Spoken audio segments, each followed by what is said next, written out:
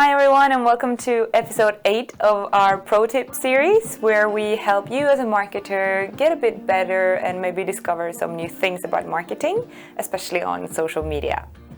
Today we will be doing a continuation of what we talked about last week, which was advertising on Snapchat. A lot of advertisers may not choose this platform for many reasons. Maybe they don't know if it's good for them or they don't really see the value. So therefore, we wanted to share with you our top 5 learnings from using this platform, particularly in Norway. Hopefully you'll find this useful and maybe it will get you thinking about whether or not to use Snapchat or other new social media platforms. I'm Helen from Singlot, and let's get into it.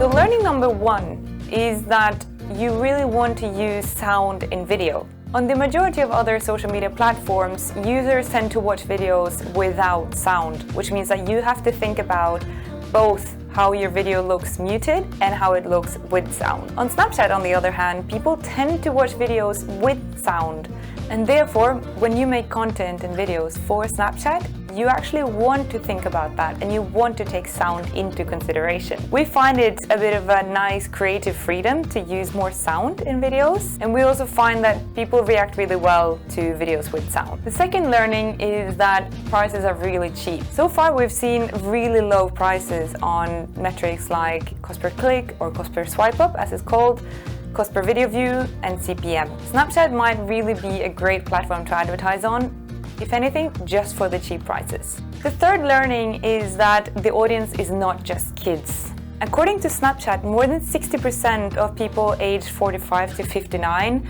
spends time on Snapchat weekly, and more than 40% of people over 60 do the same in Norway. That to us shows that it's not just children that you find on Snapchat, and especially taking the cheap prices into consideration, it's a good platform to use when you want to reach people also above the age of 18.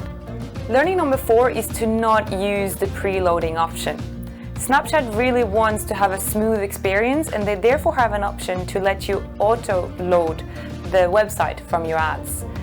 What happens in our experience is that will severely skew your analytics results, and we recommend not using that option until a better solution has come around.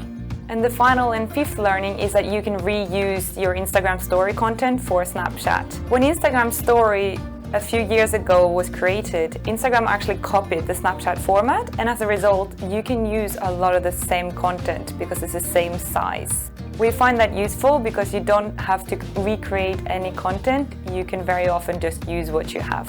Just as a reminder, the format on Snapchat is 1080 x 1920.